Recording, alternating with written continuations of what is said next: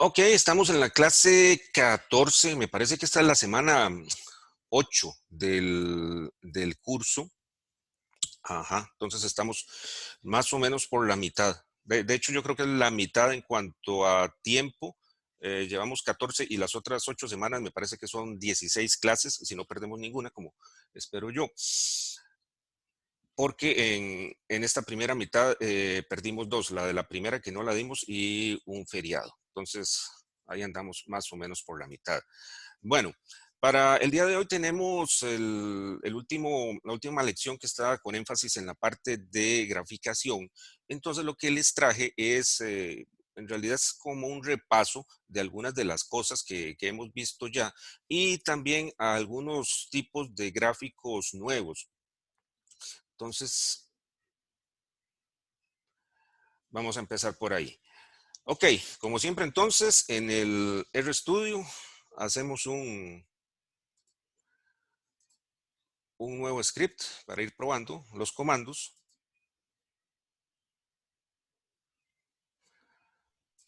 Profe, Sí. que al lado derecho que aparecen todos esos documentos, creo que son, no tiene nada malo que aparezca o hay que quitarlo. Ah, no, eso depende de cómo ustedes lo tengan. Aquí, por ejemplo, es que yo estoy con el proyecto mismo de la clase, o sea, donde preparo la clase para luego subirla, pero lo que hago es que entonces que lo salvo en otro lado. Otra que pueden hacer, no tiene ninguna implicación, nada más por una cuestión de orden, que sí es bueno que la tengan. Otra cosa que podrían hacer es como un nuevo proyecto, ahí file, new project, nuevo directorio, pero vamos a ver, algo así como clase 14, pero como es solo un archivo, no, al menos yo no le veo así como tanta necesidad, pero ese es decisión de ustedes. Si lo hago de esa forma, como lo acabo de hacer, de un nuevo proyecto, entonces ahí en el directorio que yo especifiqué, me queda un subdirectorio y entonces ya se me limpia todo eso que hay ahí. Pero a cada quien le puede parecer diferente, dependiendo de cómo lo esté manejando. Sí, más claro. Sí, Ok. Bueno, entonces ya que quedó en ese nuevo proyecto, voy a hacer el script. Le pongo igual,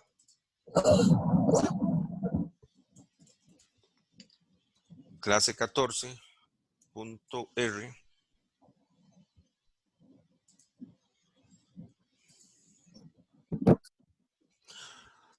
Ok, y como siempre, o como de costumbre, comenzamos cargando las bibliotecas. Aquí tenemos dos que ya habíamos utilizado antes, el deployer, que es el que nos da los verbos de procesamiento de datos, como llaman ellos, o sea, aquellas funciones que vimos, el mutate, el select, todo aquello. Library. Y la otra es el ggplot2, que es de los gráficos. Ok, y la otra es nueva, ya les explico. Eso lo cargamos. Ahí está. Si no da mensajes de error, está bien. Puede ser que dé aquellos mensajes que ya hemos visto de que le falta alguna o que tiene alguna biblioteca que tal vez el nombre se parece, perdón, alguna función que tal vez el nombre se parece al que ya tiene otra biblioteca, entonces eso aparentemente no nos está afectando. Luego, aquí les estoy poniendo una nueva que se llama, ya la vemos, HRBR Teams. Bueno, antes que nada, hay que instalarla, entonces la pueden dejar instalando. Como ya saben, eso se hace con el install.packages y entre comillas se pone el nombre de la biblioteca o del paquete. Fácil copiarlo. Ahí está. Y a eso le dan Install Packages, como en las otras ocasiones. Tarda unos segundos o unos pocos minutos y queda instalado. Cuando ya se haya instalado, entonces le pueden dar aquí mismo el library HRBR Teams y la cargan también.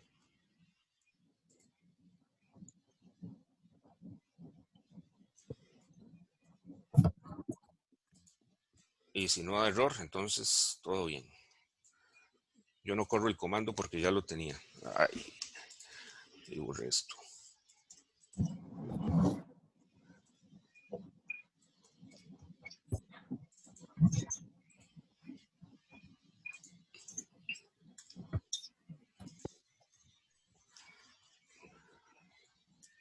Ok, entonces esas tres tienen que correr. De nuevo, las dos primeras seguramente ya la tienen instaladas y esta tercera la instalan con Install Packages. Ok, ¿qué es esto? El HRBR Teams es un conjunto de lo que se llaman temas. Voy a buscar en Google más fácil. Profe, para instalarlo hay que ponerlo abajo, ¿verdad? En la pantallita de abajo. En la Y consola, ahí lo cargamos. Ajá. correcto. Y lo cargan en el script que están utilizando. O sea, le ponen library aquí junto con todos los demás, una vez que lo han instalado. Ok, esto como dice aquí son temas adicionales, son temas como una plantilla, lo que se refiere a colores, a fuentes y a estilos en general para utilizar con ggplot2. Esto es para mejorar un poco la presentación de los gráficos. Ahora lo vamos a ver en más detalle. Quería ver, aquí está el repositorio en GitHub. Esto como tantas cosas, pues es software libre y entonces los autores ahí lo ponen disponibles. Entonces tiene una serie de temas, esto es lo que se llama theme en español, temas de nuevo, son como conjuntos de estilos, de colores, de fuentes y de todo esto que se utiliza para hacer algo un poco más atractivo. Y hay varios, están sobre todo basados en la fuente, o sea que le cambia el tipo de fuente y ahora vamos a ver cuál es el efecto que tiene esto. Lo mismo, colores, probablemente algunas formas de las geometrías y entonces produce efectos como estos, como poner las etiquetas de los ejes un poco más hacia arriba o hacia la derecha, cambiarles la fuente. Creo que también afecta un poco el tamaño y la apariencia del canvas que hay por detrás. Ajá, aquí hay uno oscuro. Y en general hace que los gráficos se vean un poco más atractivos y hay varias columnas. Entonces, esto le evita a uno el tener que andar especificando cada una de estas cosas, cada una de las fuentes, cada uno de los colores y cada uno de los estilos, de tener que hacerlo uno por uno, sino que ya le da como como un machote, digamos así, como una plantilla, la cual puede modificar. ¿Ok? De eso es lo que se trata ese paquete. Bien, tenemos entonces cargadas las tres bibliotecas que vamos a utilizar y para hoy tenemos otro conjunto de datos. Esto viene de un proyecto que se llama el Atlas de Servicios Ecosistémicos de la Gran Área Metropolitana. Es, ahí pueden ver en detalle el sitio web. Tiene varios conjuntos de información, incluyendo algunos geoespaciales, y hay algunos datos que están, yo creo que todos, de hecho, están disponibles para que uno los pueda descargar. Aquí estamos utilizando un conjunto de mediciones que se hicieron en los 31 cantones de la gran área metropolitana. Son tres variables. El EST, que es la temperatura superficial del suelo, el NDVI, que es el índice de vegetación de diferencia normalizada, ya lo vamos a ver más en detalle, y el NBI, que es el índice de edificaciones de diferencia normalizada. Tal vez carguemos el conjunto de datos.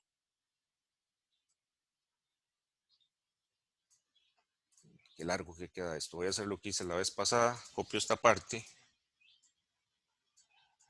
y luego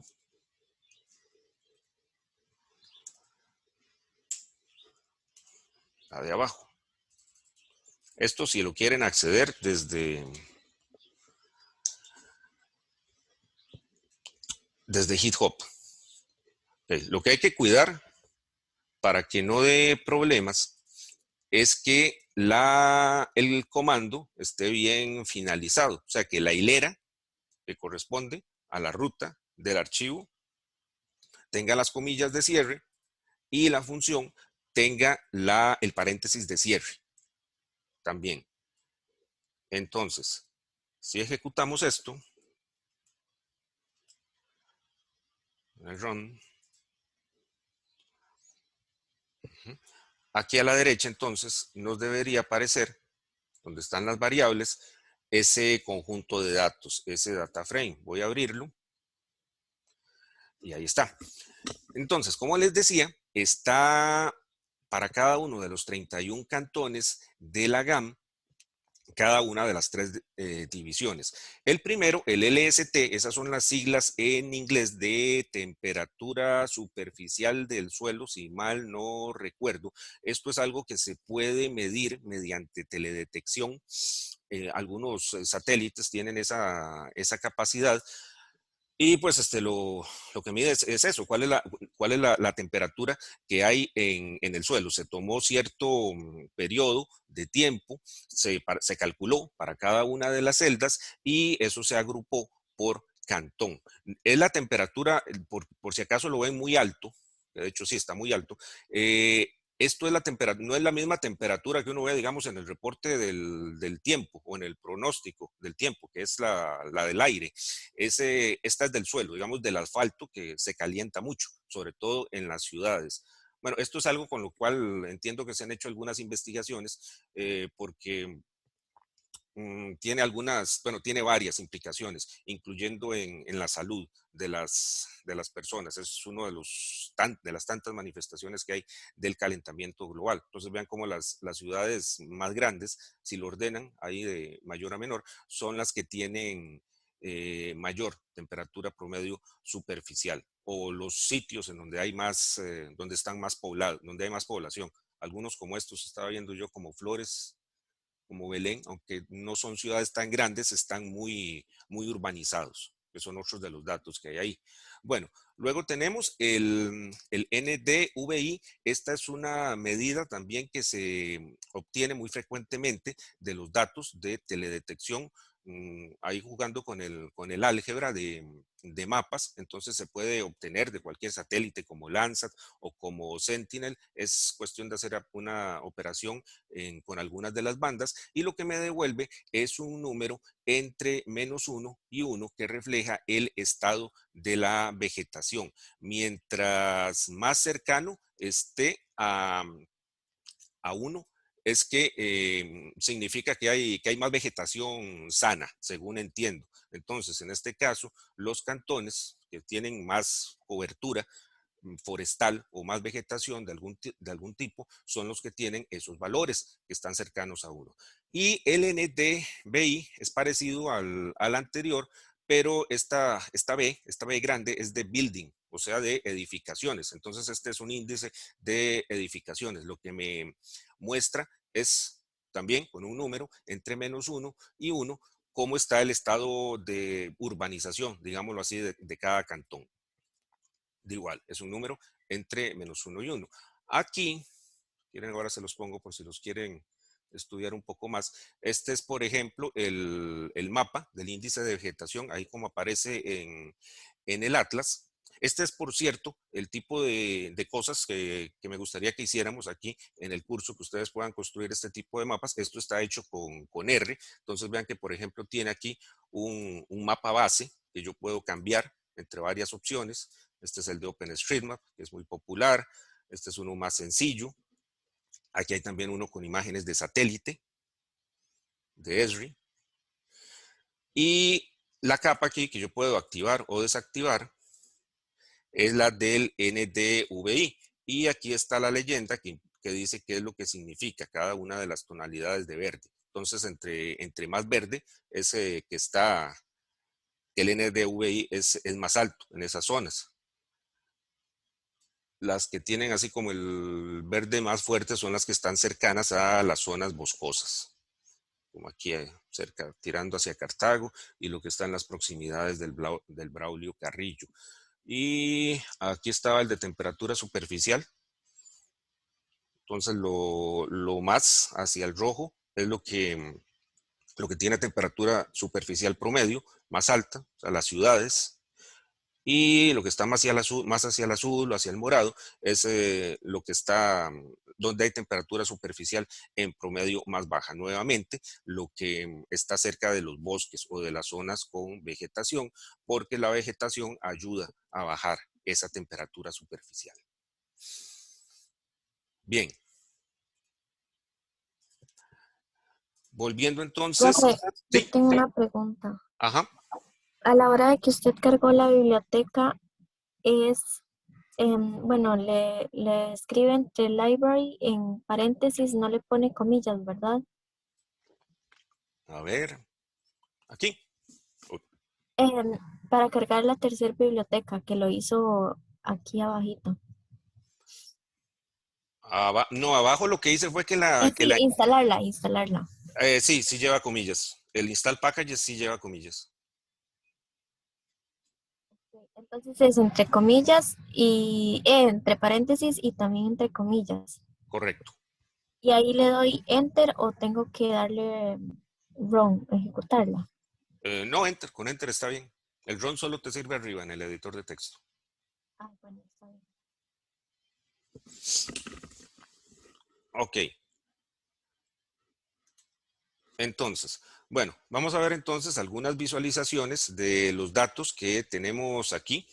Podemos empezar, como es de costumbre, con estudiar los datos de forma tabular para ver qué hay en las filas y columnas. Entonces, siguiendo ahí un poco lo que dice la clase, los títulos, despliegue de datos tabulares. Y el primer comando que ya conocemos es el de la estructura de la base de datos, del conjunto de datos. Profe, disculpe la molestadera, pero Dígame. es que me dio error. Cuando le di enter me dio error. A ver, mostrándolo.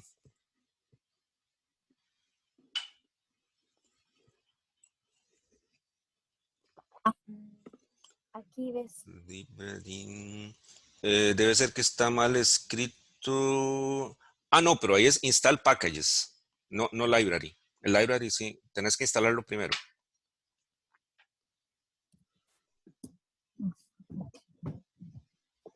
El install packages es para instalar, eso solamente se hace una vez y luego cada vez que se ocupe se llama con library. Ponele ahí, install, punto, esa la primera. Este. Ajá, y ahora sí, entre comillas. Exacto.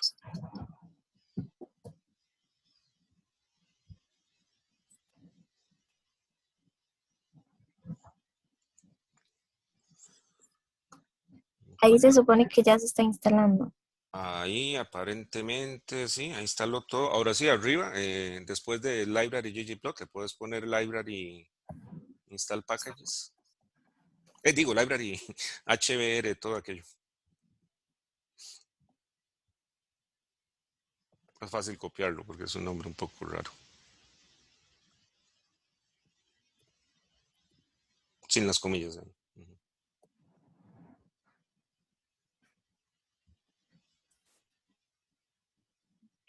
Para ver qué dice ahí.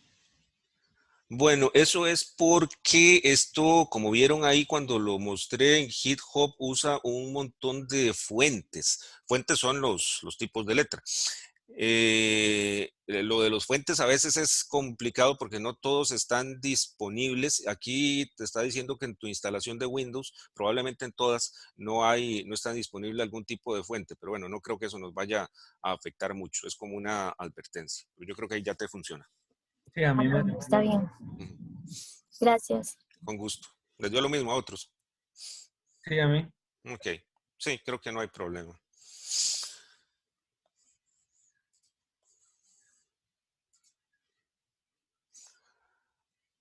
Ok, entonces cargamos el conjunto de datos y ahora vamos con la estructura, nada más para ver cuáles son las filas y columnas, que en este caso son las columnas más que todo, str y los tipos de datos. Entonces yo le puse ese conjunto de datos sin mucha imaginación, le puse los nombres de las tres variables,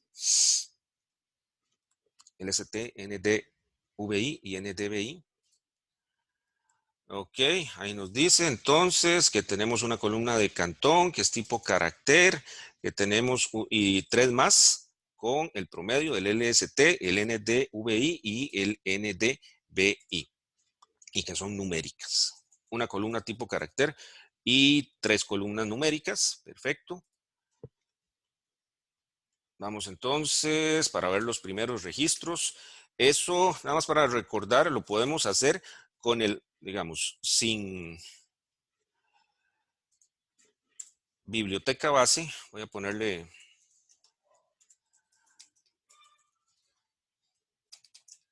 paquete base, nada más para recordar. Eso es el head.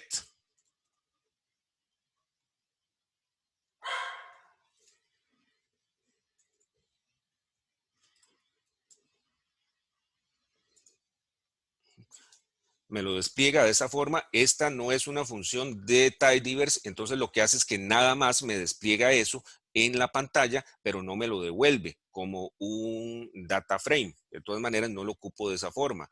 Y con tidyverse, que fue lo que vimos la lección pasada, es con la función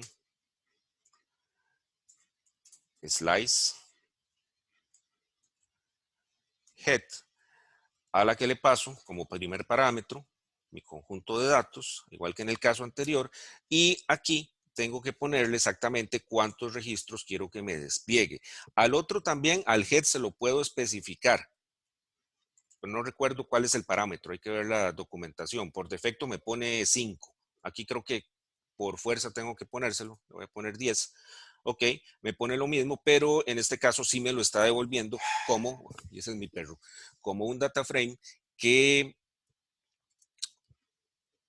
yo puedo entonces meter en un proceso, en un pipeline, pero eso lo vamos a hacer después. De momento nos sirve cualquiera de las dos funciones. Eso nada más para recordar. Ok, esos son los primeros. Igual puedo ver los últimos con tail.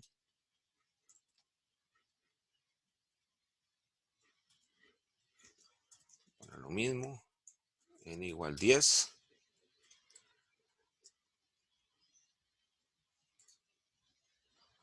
Ok.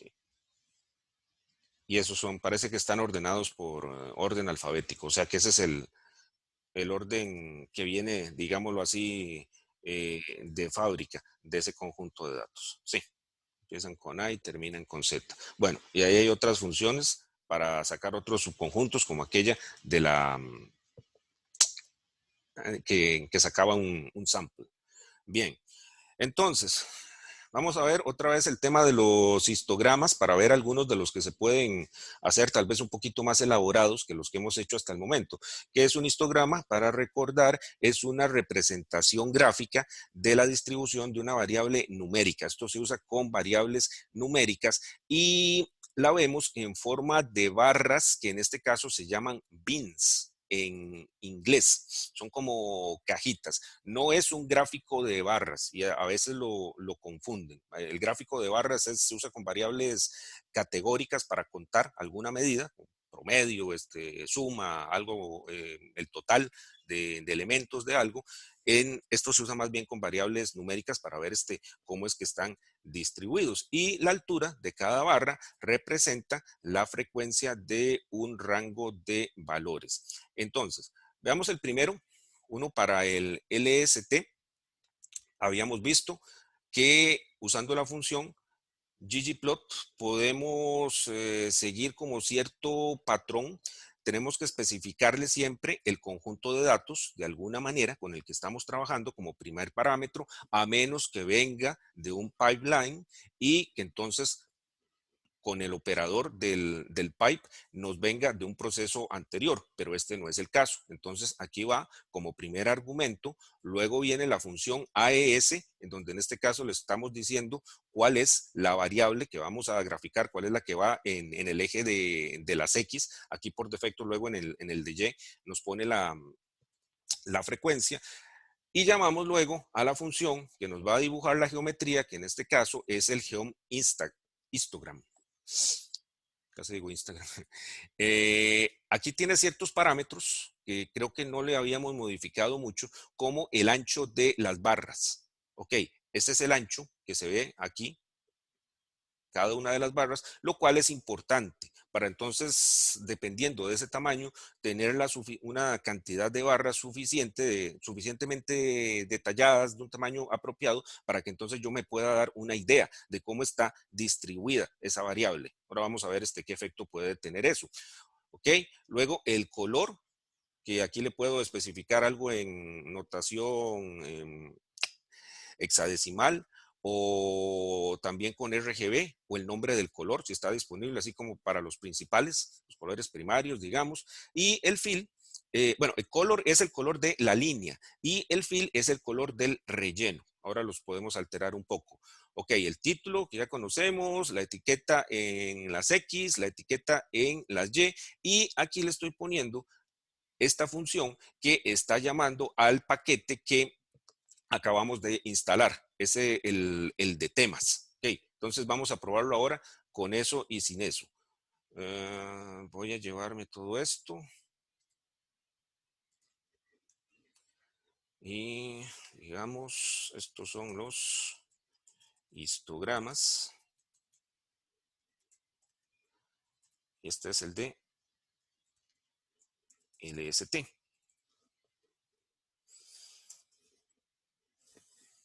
Bien. Entonces ejecutamos para ver el efecto. Aquí está nuestro histograma.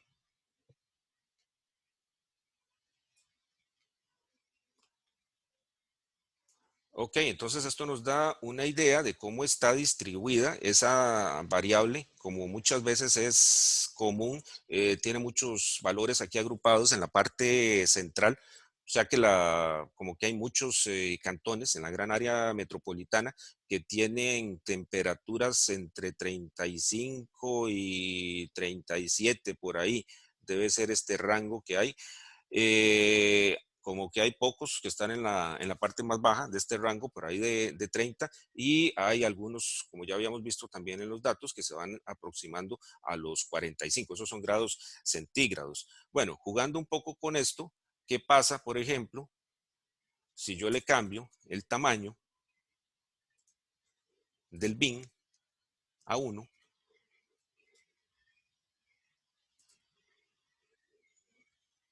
Ok, entonces ahí lo podemos ver con un poco más de detalle, pero se quedan ahí algunos rangos sin valores, lo cual no se ve como que muy bien. Entonces, al menos yo preferí dejarle ahí el 2.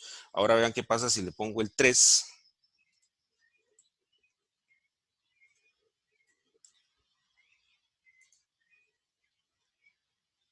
Se me agrupa un poco más, pero entonces no puedo ver las diferencias que hay aquí, como en la parte de más a la derecha, hacia los valores altos. Entonces, al menos yo se lo preferí dejar en 2, pero esto es cuestión ahí de jugar un poco y de hacer pruebas para ver qué conviene más. Luego, el color, se lo puedo poner, como decía, ahí la palabra. Yo creo que me acepta también el hexadecimal. El rojo es FF. 0000, si no me equivoco.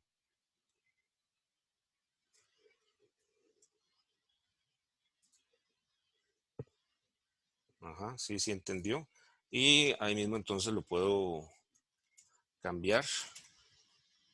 El FF en el medio sería el verde.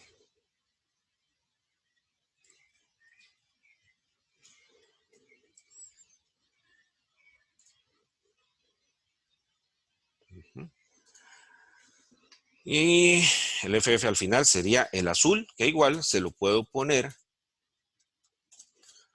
si conozco el nombre del color en inglés. Entonces es cuestión de revisar la documentación para ver cuáles nombres de colores están disponibles. Alguien que sepa ahí bastante de diseño gráfico probablemente nunca usaría esas palabras porque buscaría colores ahí más específicos y más útiles para lo que se quiere representar. Okay, pero para propósito general podemos dejarlo así. Voy a dejar siempre el red. Y este es el relleno. Okay, de momento está en blanco, por eso se ven las barras blancas. Le voy a poner gray, gris.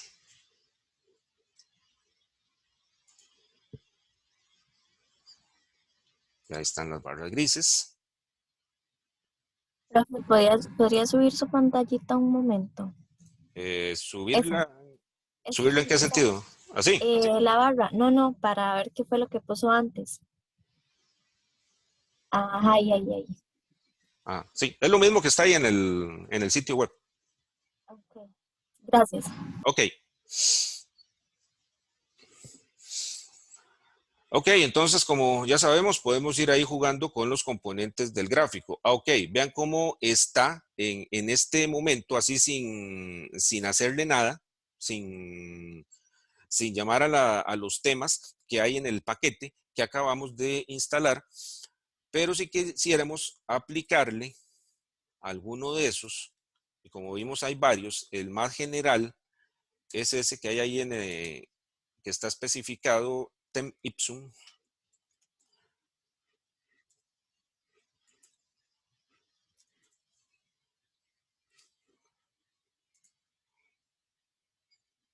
A ver si se me quita esa X que hay ahí.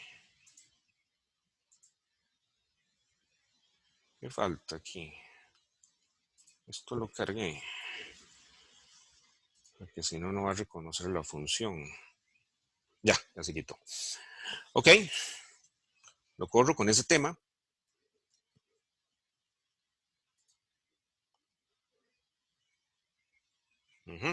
Entonces vean que ahí me formateó el canvas que hay ahí para ponerme esa cuadrícula, estilizó un poco las etiquetas en los ejes como ese LST y ese de frecuencia que hay ahí, y en general entonces lo hizo un poco más atractivo, y todo eso sin necesidad de que yo le fuera especificando cada una de esas cosas a través de parámetros. Entonces, esto es bueno porque uno entonces le puede dar un estilo consistente a los gráficos que está poniendo en una publicación o algo así por el estilo, en un trabajo, que es importante, aunque todos los gráficos sean diferentes, pues que tengan un estilo similar.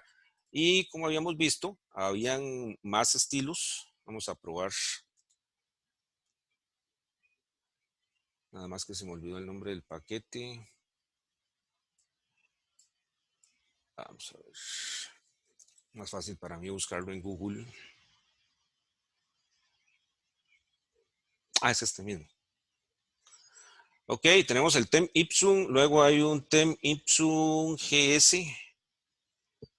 Se ve parecido.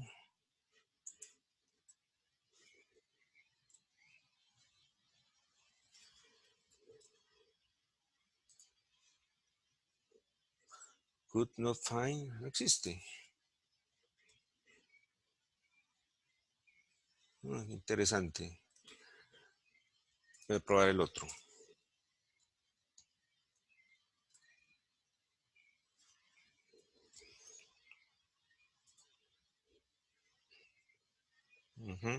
Este sí lo aceptó. Igual se ve muy similar al anterior. Deben ser así modificaciones menores. Bueno, de hecho dice que son los fuentes lo que está cambiando. Vamos a ver si hay algo de Modern RC.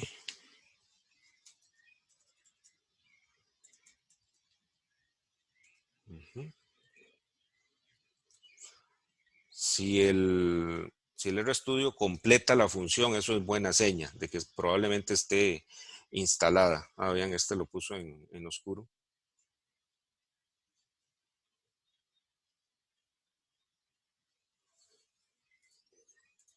Uno más. Vamos a ver.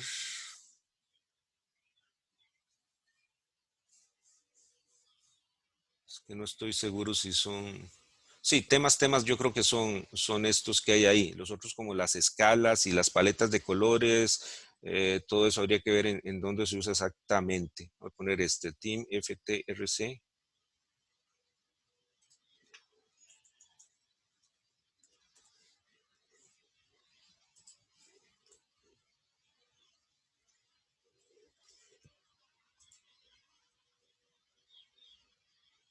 Igual un oscuro. Bueno, esa es la idea. Y por supuesto, uno entonces puede modificar estos temas que hay aquí, estas plantillas, para adaptarlas a lo que uno necesite. Es común que las organizaciones o las empresas tengan ciertos estándares en cuanto a esto, en cuanto a los colores que utilizan, los tipos de fuente, los estilos en general. Entonces, es probable que alguna organización quiera tener sus propios temas y hay más paquetes, me imagino, que hacen esto mismo, que proporcionan algunos que se pueden utilizar libremente o que se pueden modificar. Ok, voy a dejar nada más con el anterior.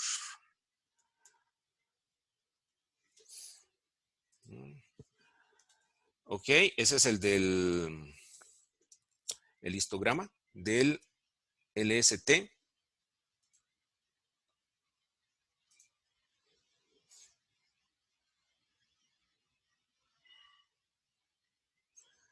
El del NDVI es exactamente igual, solamente hay que cambiarle la variable correspondiente y bueno, y las etiquetas.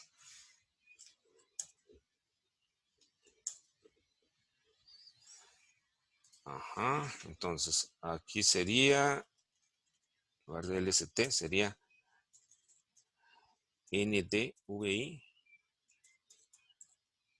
promedio. Y, bueno, aquí le había cambiado el color green. Esto tiene que ver con vegetación. Esto estaba white antes. NDVI. NDVI. Y ahí va. Vamos a ver qué nos da. Bueno, el tamaño del bin. Bueno, aquí no puede usar un tamaño de bin tan grande como 2, porque eso sería todo el rango de la variable, todo el ámbito de valores, porque va de -1 a 1, entonces 2 se lo comería todo. Y estábamos usando entonces uno un poco más estrecho.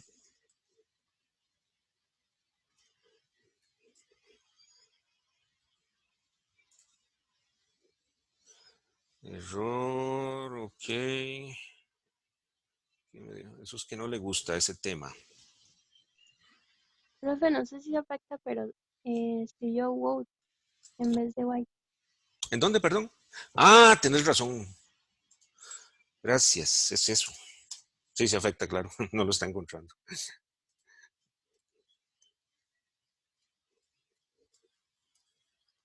Ese era precisamente el error. Ok, ahí está entonces. Mi histograma se veía más bonito con el gray, ¿verdad?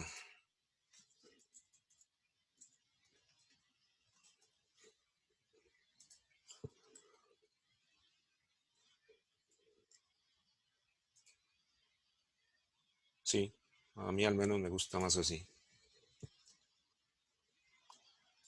Y se puede gray con la E. Profe, una pregunta. Sí, Eso que dice en la consola, que dice there were 12 warnings, ¿eso uno lo puede ignorar o tiene algo de importancia? habría que ver en cada caso, como dice ahí, uno puede, los warnings son como advertencias, algo que le está diciendo a uno, y póngale atención a esto por si acaso, pero que no impiden que se ejecute lo que uno está haciendo. Si querés podemos probar, le pongo use warnings. Yo por lo general las ignoro, la verdad, aunque a veces tal vez no es la mejor estrategia. Use warnings. Bueno, no me lo está aceptando. Dice, no sirve la función use warnings, pero entonces tiene que usar use warnings para usarla. Ok, ahora investigo cómo es. Yo creo que no, de momento no nos está afectando. Si uno ve que tiene algún problema, algo que no está em, que no está funcionando bien, entonces tal vez sí tiene sentido. El problema con esto es que le tira a uno ahí como un montón de cosas en la consola y uno entonces pierde el tiempo viendo a ver qué es eso o lo distrae. Entonces ya si de acuerdo a la experiencia uno ve que eso tal vez no es de gran importancia, los puede ignorar. De momento los voy a ignorar. Está bien. Ok, Profe, sí. a mí no me está dando un error, no me deja hacer como el gráfico. Ok, ¿lo querés mostrar? Claro.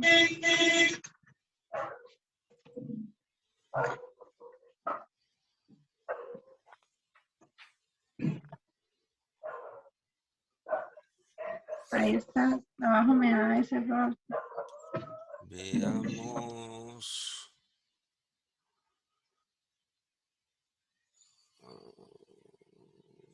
Vamos a ver el error, dice. Start being can only have an... Ok, le puedes quitar el remarcado darle clic ahí a que no salga celeste, que me cuesta ver ahí. Eso mismo, gracias. ggplot más geo. Ok, creo que ahí...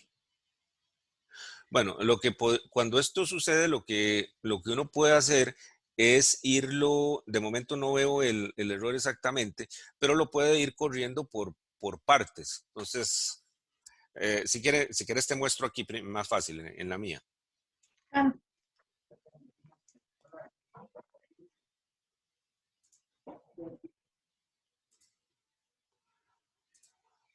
Ok, como digamos, bueno, lo primero que me debería correr es nada más la llamada al ggplot, aunque no me salga el gráfico. Entonces, digamos, yo selecciono esto, lo que tengo en la línea 39 y lo ejecuto. Ok, ahí me puso el canvas, entonces no hay error.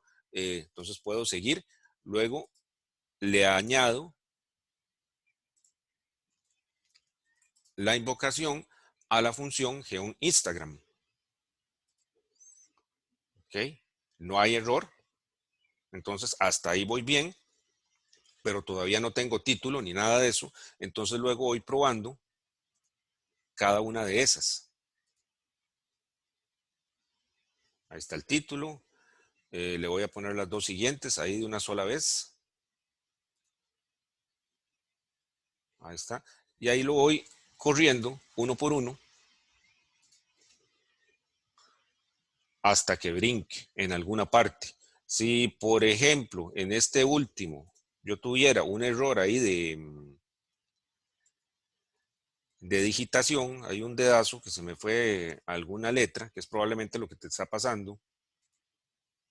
Ok, ahí me da el error. Entonces digo, ok, como lo de antes sí me estaba corriendo y esto nuevo que le agregué ya me está dando problemas, entonces el error debe estar ahí. muchas gracias. Sí, a mí donde me error es arriba. Todavía no he encontrado que sea, pero es arriba. Ok, perfecto.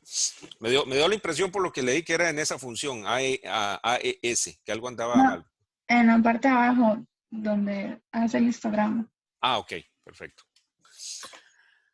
Muy bien, entonces ese es el histograma del NDVI. Entonces lo que hay que hacer es ajustarlo, ¿verdad? Cada uno de los histogramas a la realidad de cada variable, por decirlo así, y igual. Entonces aquí los valores se agrupan en la parte central.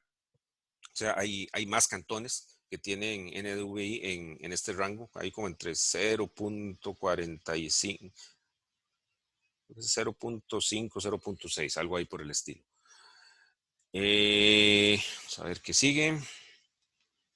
El NDVI. Y el otro es, lo voy a copiar de una vez para no gastar más tiempo, es el de la tercera variable.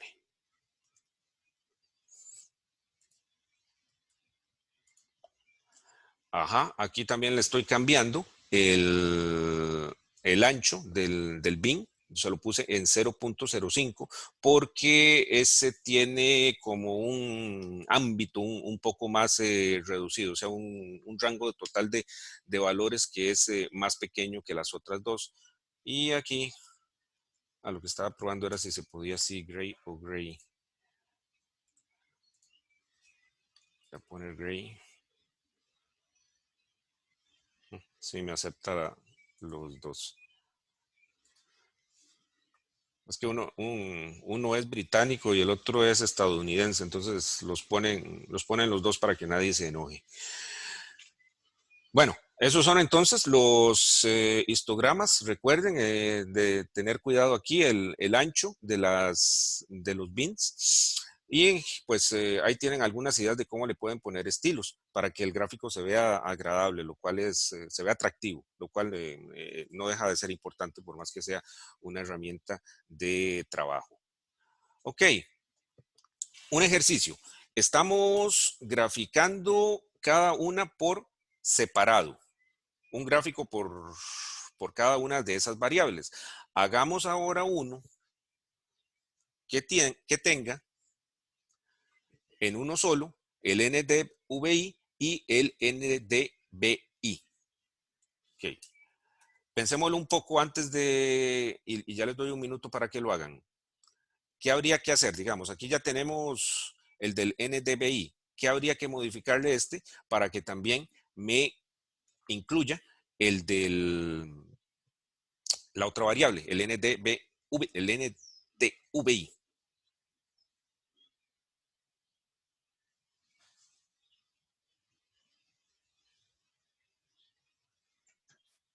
El AES, el AES, digamos, donde especifica qué columna va a utilizar.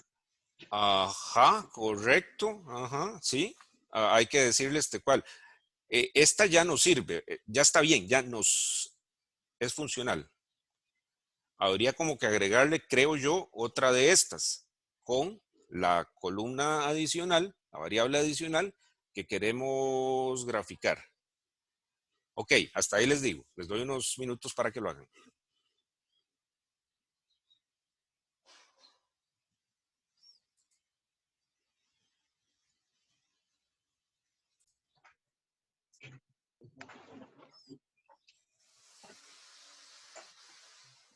Ajá, sí, a mí me da algo similar. Ok, ¿cómo lo hiciste? Contanos. Agregué de nuevo toda esta parte y solo cambié la columna en la que estaba trabajando y el color.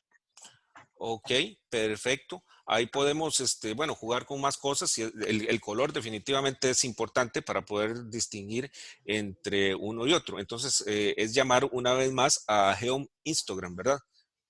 Con la variable correspondiente y ahí lo tenemos. En este caso no se están traslapando. Puede ser que en algunos casos sí se traslapen. Perfecto. Muchas gracias. Ok, lo muestro yo aquí también.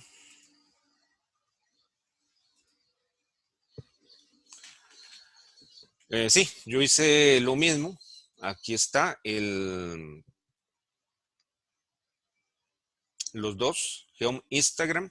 Entonces dejé uno en negro, el índice de construcción, y en verde, el del índice de vegetación. Aquí le cambié el título para reflejar que son los dos. Y lo mismo aquí, debería ser algo similar como esto, digamos.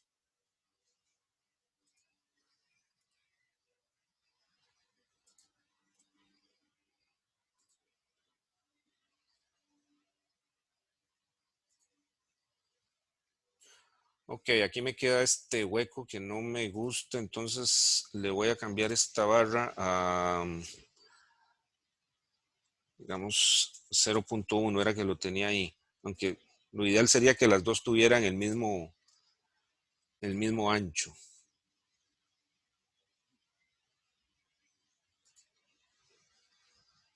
Ok, pero ahí luego uno lo puede ir acomodando mejor, pero sí, la idea principal es que son dos llamadas a la función Geom Instagram y se las vamos agregando al mapa base.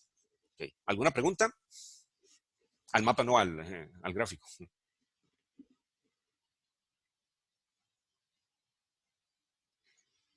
Ok, si no hay preguntas, estamos grabando, nada más para... Sí. Vamos a ver, ¿qué más tenemos aquí? Ok, otra forma de demostrar la distribución de una variable es mediante lo que se llama un gráfico de densidad. Ahí les estoy dejando los enlaces a cada uno de estos tipos de gráficos en un sitio donde explica eso un poco más en detalle. Bueno, de manera similar al histograma, esto muestra la distribución, pero a través de una función matemática. Igual, lo que obtengo al final es como una curva que me muestra en cuáles zonas tengo más valores para el ámbito de cada una de esas variables. Entonces, aquí les puse un ejemplo. Vean que entonces en lugar de llamar a Geom Instagram, estamos llamando a otra función que se llama Geom Density. Y lo demás es, yo creo que prácticamente lo mismo. Bueno, tenemos este argumento que se llama alfa, que probablemente lo han visto en OSIC o en algún programa de diseño gráfico. El alfa lo que me regula es la opacidad de este color que hay aquí. Ya vamos a probarlo. Ok, voy aquí a mi RStudio y le digo gráficos de densidad.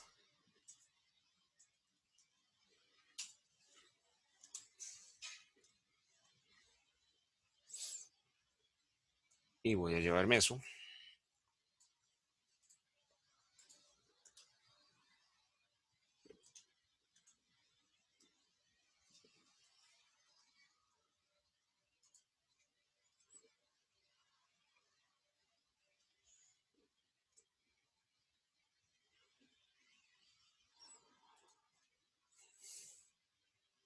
Ok, y ahí tenemos la curva.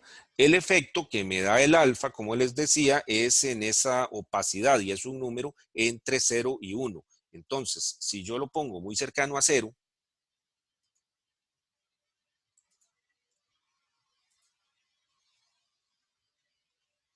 queda como muy transparente.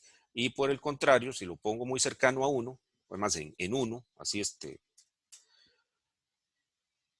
en ese caso, eso va a ser totalmente opaco. O sea, no va a tener ninguna transparencia.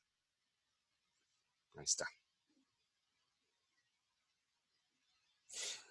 Y se acostumbra, bueno, no se acostumbra, lo que se puede hacer muchas veces es ponerlo los dos juntos, el histograma con la frecuencia, como acabamos de verlo, y este gráfico con la densidad.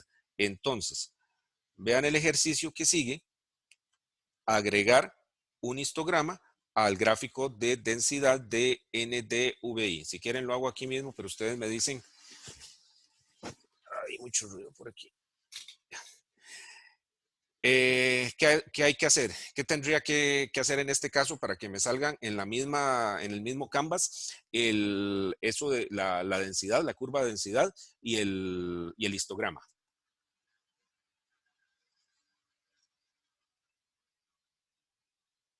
Después de la línea 80 agrego un histograma, ¿no? Ajá. Sí, exactamente, que puede ser este mismo que tenemos aquí. Ajá. Ok, vamos a ver cómo nos funciona.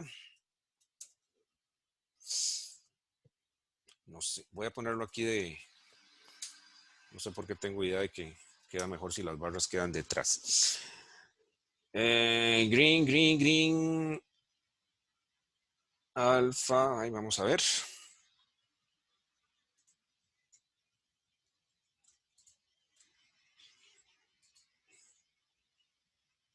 Algo así, ¿eh? Igual, entonces la curva pues tiende a crecer en donde las barras crecen. Y si queremos verlo aún más detallado, como para que las barras me muestren más fielmente lo que hay en la curva.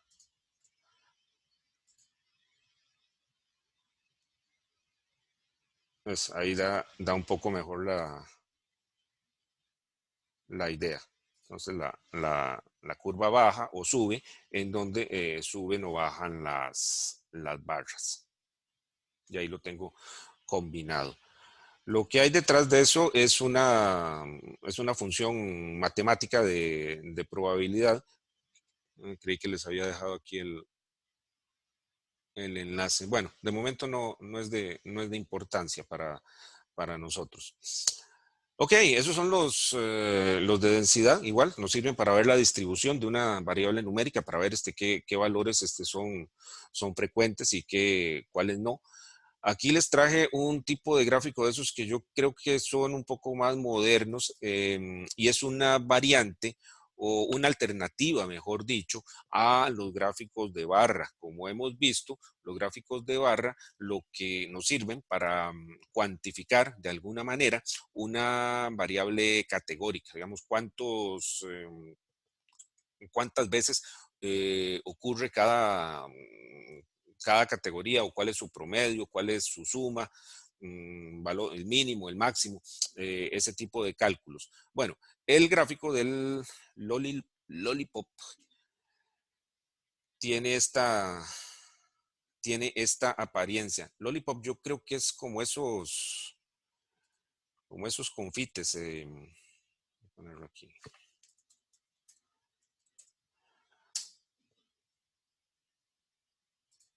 De un grupo de música también. Ok, entonces de ahí viene el nombre. Como los popis o las paletas. Entonces, como ven, pues me sirve similar a como me sirve un gráfico de barras, solamente que no tengo esas barras. Entonces, se hace, da una apariencia visual un poco más, tal vez menos cargada. Creo que puede ser útil en casos en donde hay muchas categorías y entonces un montón de barras se ven ahí como muy pegadas. Ok, vamos a ver cómo se aplica a lo de nosotros. Aquí hay que hacer aquí sí estoy utilizando algunas de las funciones que vimos la vez pasada en Tidyverse. Es importante para tener un efecto justamente como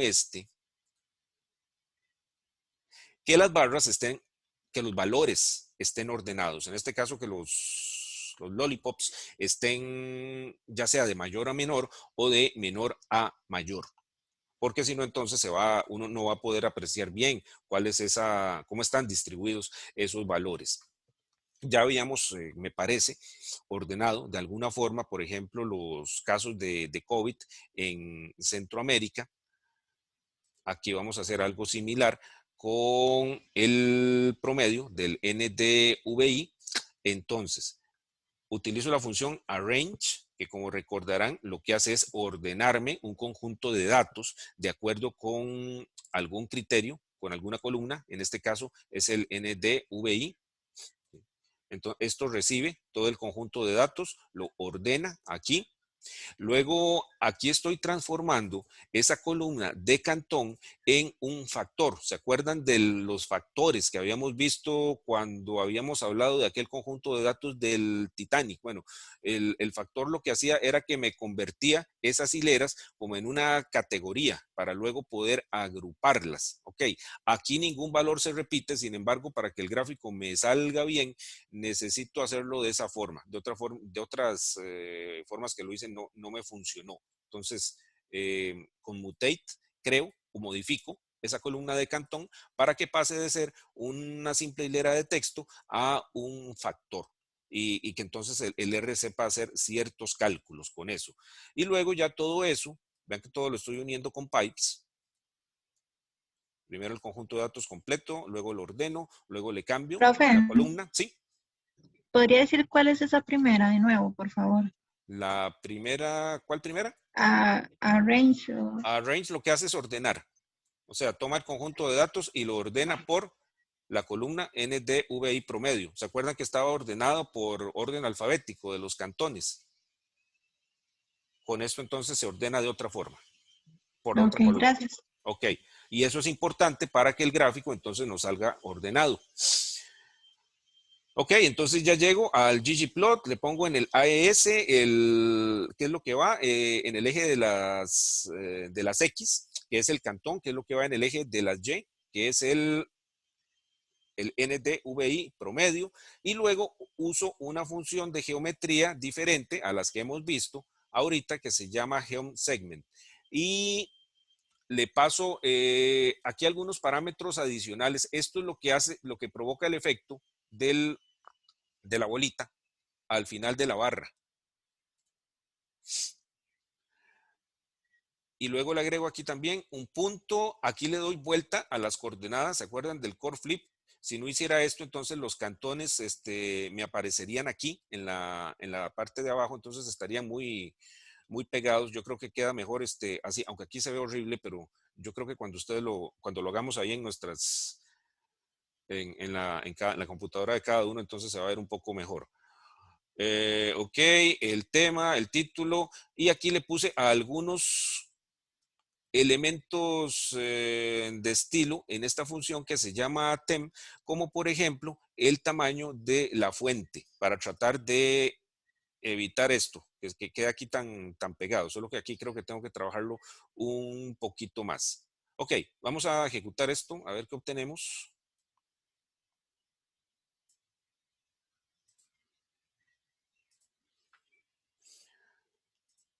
Bueno, estos son los lollipops.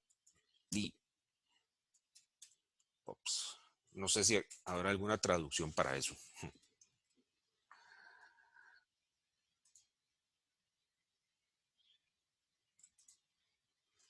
Ok, veamos.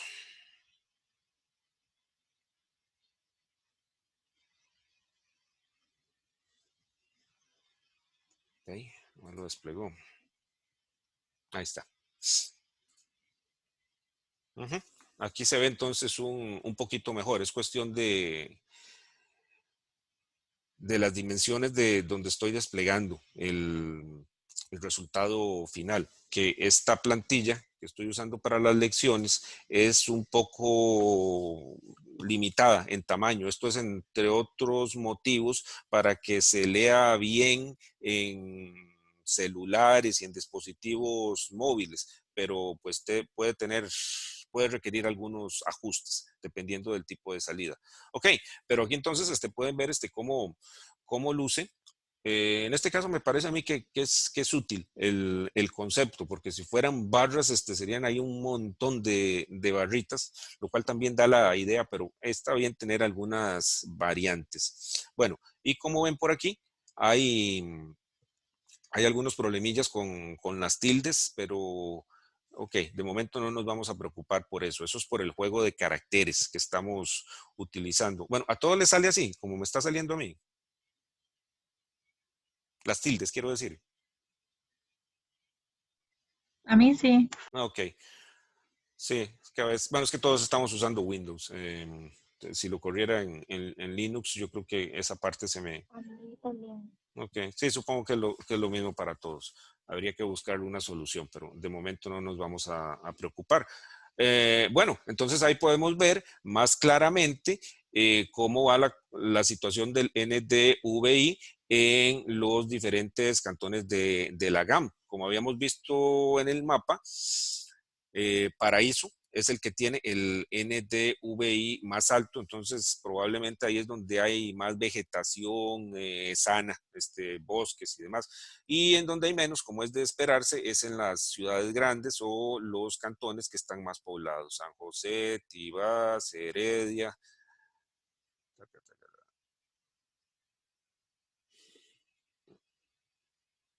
Barba, me imagino que por estar cerca ahí del Braulio y todo eso, entonces todavía le queda bastante bosque. Santa Bárbara.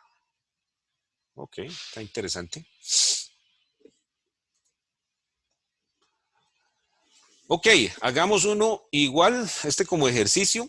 Háganlo rápidamente, por favor, que muestre el LST. O sea, es exactamente esto mismo, pero con la variable LST. Ok, les doy un par de minutos.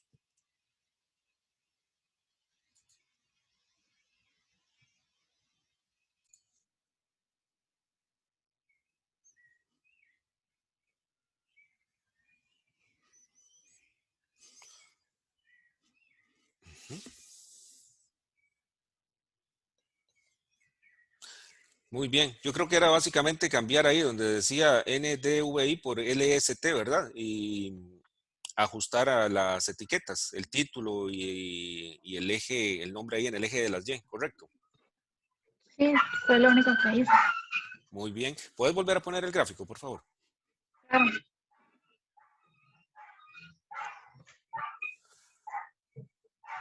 Muy bien, entonces vean cómo ahí se ve la tendencia que habíamos detectado ya en otras visualizaciones, que donde es bajo el NDVI es alto el LST, o sea, como que van inversos. Eso es por aquello de que la vegetación ayuda a regular la temperatura. Entonces, aquí el LST, la temperatura media, la temperatura superficial, es alta en los sitios que están más poblados, que tienen más infraestructura, más cemento, más concreto, más edificios, etcétera, etcétera. Y en donde es más baja, pues es en los cantones que tienen más vegetación. Aquí sería interesante algún análisis de correlación como el que nos mostró Cristian para aquellos datos de los ríos. Ahora vamos a ver algunas otras visualizaciones. Y algo más iba a decir yo de aquí. No, se me olvidó. Si iba a decir algo, se me olvidó. Ok. Gracias, Abigail.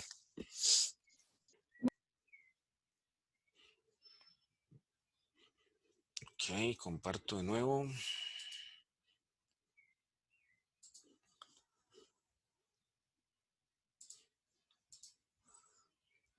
Bien, el otro ejercicio se los dejo para que lo hagan en la casa, es hacer un gráfico que tenga los dos tipos de lollipops, el del LST y el del NDVI, o sea que muestre las dos variables, pero ahora vamos a ver algo relacionado que muestra eso de otra forma. Entonces ese se los dejo a ustedes.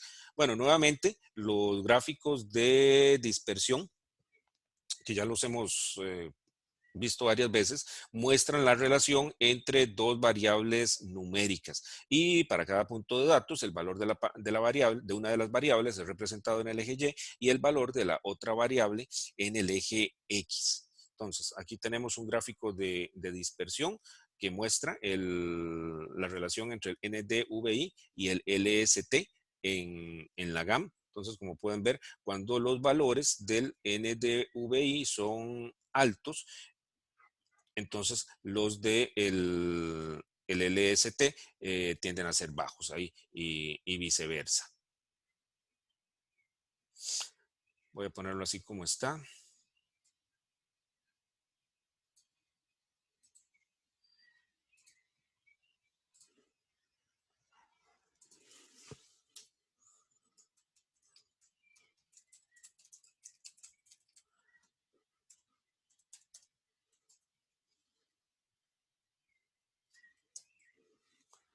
Estos ya los hemos hecho, ¿verdad?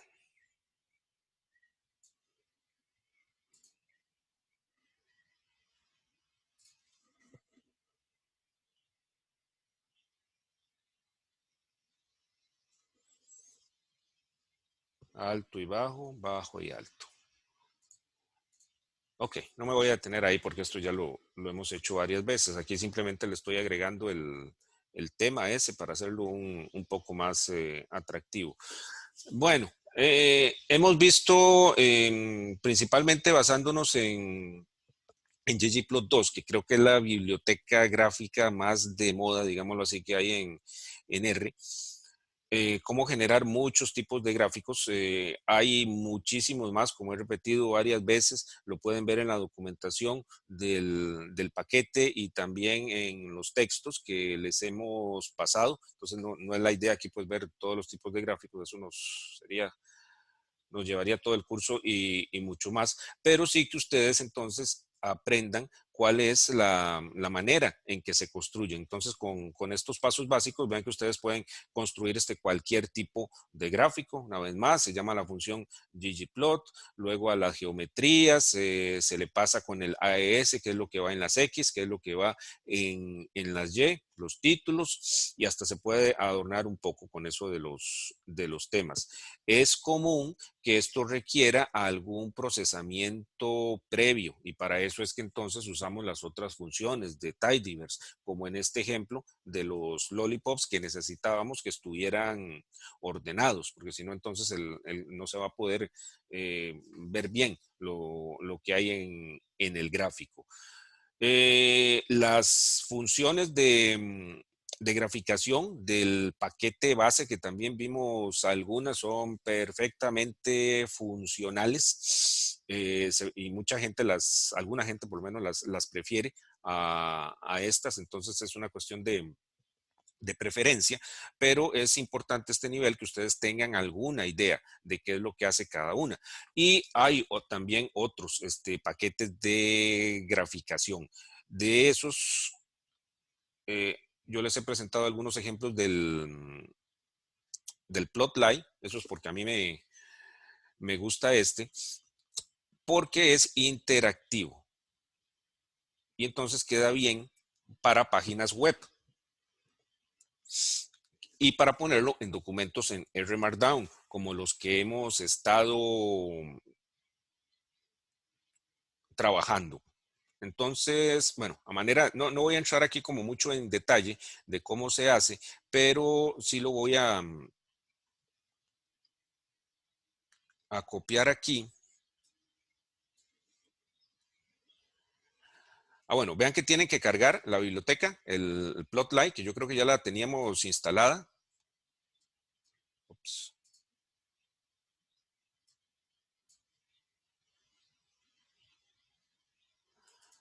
Y ya explico algunos de los componentes. Bueno, y este es un tipo diferente de gráfico, que se llama un gráfico de doble eje.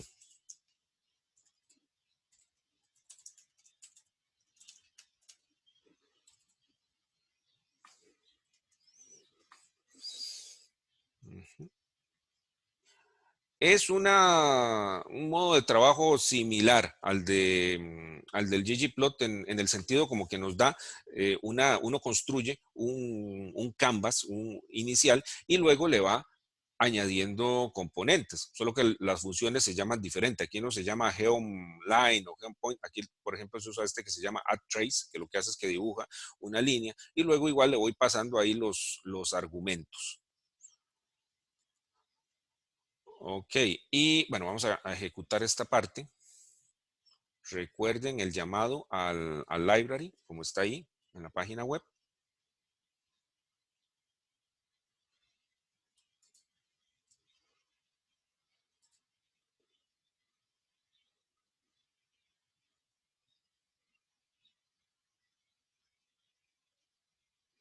Ok, ahí está.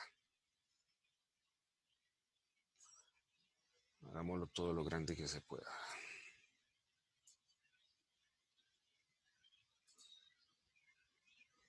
Ahí está. Bueno, ahí se ve entonces claramente. Bueno, vean que el problema que teníamos no sé si alguien lo notó, con graficar en el mismo lugar, en el mismo canvas, digamos, el LST y el NDVI es que tienen escalas muy diferentes. Bueno, el NDVI es un número que va entre -1 y 1, y el LST, como son grados centígrados, pues tiene cantidades mucho más grandes, así en el orden desde 30, 44, o sea, números enteros. Ok, entonces lo que se hace, esto hay gente a la que no le gusta, por cierto, pero en este caso me parece que sí queda bien. Ponemos entonces aquí a la izquierda el eje correspondiente al LST y en el otro lado al NDVI. Entonces se ordena previamente por alguna de las dos cantidades. Yo creo que la ordené por LST. Y entonces más o menos aquí se puede ver la tendencia. Mientras sube el NDVI, entonces baja el LST o viceversa, como se quiera ver. Y ese es el mensaje que se quiere transmitir aquí. La vegetación urbana regula la temperatura, porque estas son zonas principalmente urbanas en la GAM. Bueno, esta es una de las tantas cosas que uno puede hacer. Gráficos un poco más elaborados. Bueno, y esto tiene el componente este que les decía de la interactividad, que yo me puedo ir moviendo ahí entre los ejes para ver el valor exacto. Y como les contaba, esto puede quedar en una página web, entonces más fácilmente. Creo que de hecho aquí está. No puse esa parte. Vamos a ver si aquí la tenía. Creo que es este. Bueno, esta es una dirección web que contiene ese gráfico. Y es un documento de R Markdown, como los que hemos estado generando. Bien, ese es un gráfico de doble eje para terminar e igual, sin entrar en mucho detalle, porque eso es lo que vamos a ver a partir de la próxima semana. Aquí está el código correspondiente al mapa que les mostré al principio de la lección. Esto está generado con una biblioteca que se llama Leaflet. Y bueno, tiene algunos otros componentes de procesamiento de datos geoespaciales, que es de nuevo lo que vamos a empezar a ver a partir del lunes. Por ejemplo, el SF, que es una biblioteca para manejar datos vectoriales, y raster, para manejar, pues por supuesto, datos raster. Luego hay algunas auxiliares que permiten adornar ahí un poco más el mapa y hacerlo más interactivo. Ahora les puedo mostrar Profe, algo. ¿Sí? todos estos hay que instalarlos, ¿verdad? Sí, pero si quieren no los instalen ahora, o sea, durante la clase. Si quieren lo pueden hacer ahora más tarde, porque les va a tomar un rato. O si quieren lo Ah, ok, empiezan, ok. como ustedes quieran. Es nada más para contarles, porque como les digo, en la próxima lección vamos a empezar a ver esto poco a poco. ¿Qué más hay aquí? Bueno, esto es un paquete para acceder a servicios web de los de Esri. Eso es porque parte de los datos están en servidores Esri y ellos manejan algunos protocolos, algunos estándares diferentes a los de los globales, los que son del OGC. El OGC es el que define el WMS, WFS. Bueno, en este caso hay algunos diferentes que igual se pueden llegar con software libre, pero requieren algún tratamiento especial. Bueno, la parte en donde se elabora el mapa es aquí, nada más para que tengan una idea. Aquí uno le pone las capas base, le añade los polígonos, luego la imagen raster, y vean que todo se va uniendo con los pipes que nos da el deployer. Entonces queda como una secuencia de pasos en donde voy poniendo los diferentes componentes del mapa. Y luego se le añaden algunas características ahí, como algunos adornos, digámoslo así, como poder ver las coordenadas. Esto está interesante, es una búsqueda con OpenStreetMap. Vamos a ver, es este. Entonces yo con la lupa puedo buscar, esto es a través de un servicio web, digamos, Escuela de Geografía. Va a la base de datos. Ahí está buscando y buscando, creo. Y esta es la nuestra. Aquí le podemos regular la opacidad. Y ahí está la escuela. Eso es un servicio web, como estaba diciendo. O sea, a través de una consulta se conecta al servicio que da OpenStreetMap, que es un servicio global y gratuito, y entonces me dice en dónde está ubicado ese lugar, o por lo menos me da las diferentes posibilidades. Puede haber muchas escuelas de geografía, ¿verdad? Por supuesto, en el país y fuera de él. Y nada más tenía curiosidad de ver. Bueno, si uno ve, por ejemplo, aquí con las imágenes de satélite, por supuesto que tiene una idea mejor de dónde está la vegetación, lo que hay ahí detrás del parqueo. Y sí, como que tiende a estar un poquito más rojo, sí, en la parte en donde hay más infraestructura. Ajá, y más verde en donde hay vegetación. O sea, esta es la zona que se calienta y esta es la que tiende a estar un poco más fría. Ok, bueno, este es el tipo de cosas que empezaríamos a ver a partir de la próxima semana. Entonces, a propósito de eso, viendo el programa del curso, bueno, estamos aquí, como les decía, en la semana 8 y ya para la 9 empezamos a ver lo que son datos geográficos. Ahí vamos a utilizar el texto de Lovelace y otros. Voy a presentarlo aquí.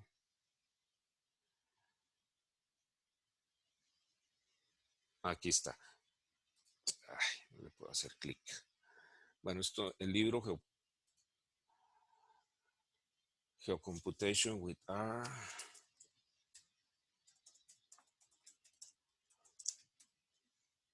Es un libro abierto y los autores en muchos casos son los mismos autores de los paquetes que vamos a utilizar. Entonces, pueden empezar a revisar esto, por lo menos los capítulos 1 y 2. Bueno, el primero explica cómo es lo que ellos llaman el ecosistema espacial de R, ecosistema en el sentido de que en R hay una buena cantidad ya de herramientas para manejar información geoespacial. Entonces aquí explica cómo es que están distribuidas, qué es lo que hace cada una, cuáles son más populares. Y el capítulo 2 ya entra más en detalle de los diferentes modelos de datos, específicamente el modelo vectorial y el modelo raster. Entonces aquí hay un repaso probablemente para ustedes de cómo es que funcionan los sistemas de coordenadas, cuáles son las geometrías, los puntos, las líneas, los polígonos y cómo eso está relacionado con algunos estándares como el Simple Features, que es el que regula los datos vectoriales. Ok, entonces por favor, léanse los capítulos 1 y 2 y la próxima lección comenzamos con eso. ¿Alguna pregunta?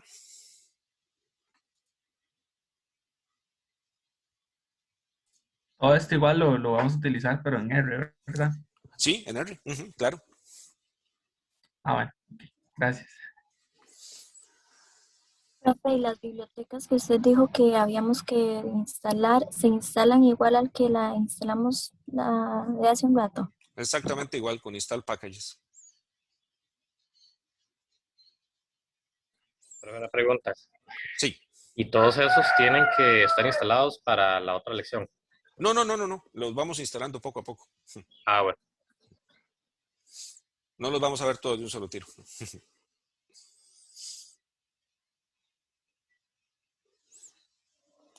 ¿Qué más?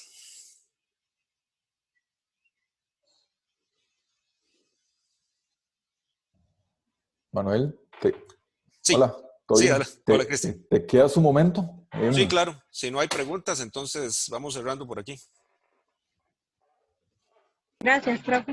Gracias. Bueno, hasta luego. Hola, Tengan buen día.